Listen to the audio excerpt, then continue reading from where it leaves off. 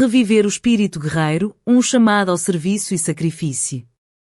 Junte-se ao Secretário da Defesa Hegseth enquanto discute o ethos guerreiro e a importância do serviço.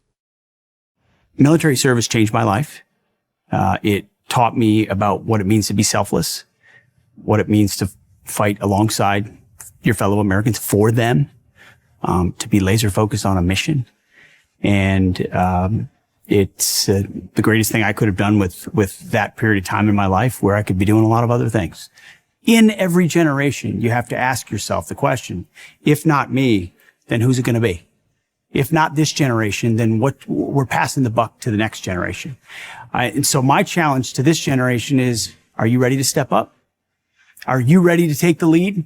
Because generations before you, all the way back to the revolution, stood up for a principle, stood up for country, stood up for freedom, stood up against tyranny. And then they didn't just talk about it. Soldiers and warriors and others step up and grab a rifle and actually do something about it.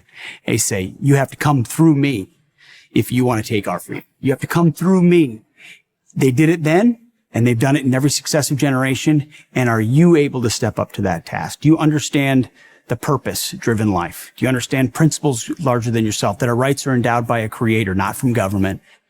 You don't have freedom without those willing to defend it. Part of the reason you should serve today is that we're getting back to basics. And one of those basics is the warrior ethos. We're not doing the politically correct, social justice, ideological stuff that previous administrations did. This is the back to basics of readiness, of accountability, of standards, of lethality, and of war fighting. With President Trump at the helm, we're going to have your back.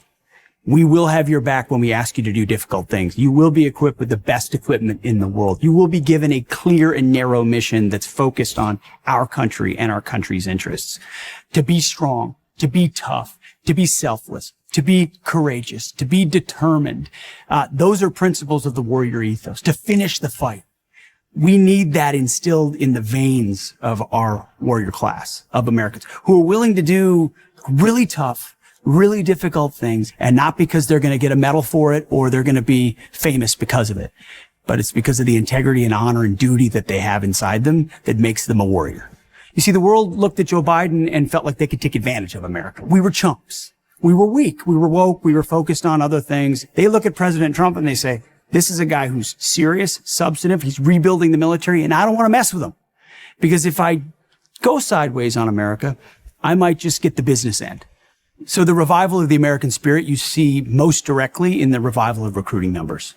I mean, it was in the tank under Joe Biden, and now it's at historic highs. Tell me what changed. What changed is President Trump.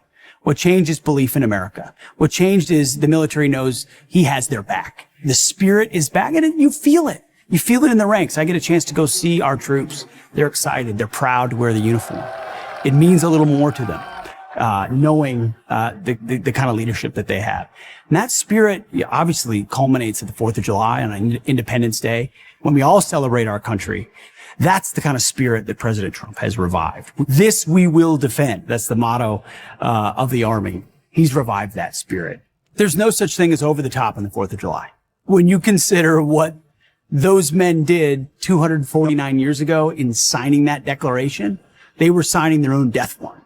Yet we don't have this blessing without that. So buy more fireworks, make them bigger, buy more hot dogs, spend more time, celebrate the 4th of July. Do it big, because we are blessed to live in this country right now. I'm Pete Hegseth.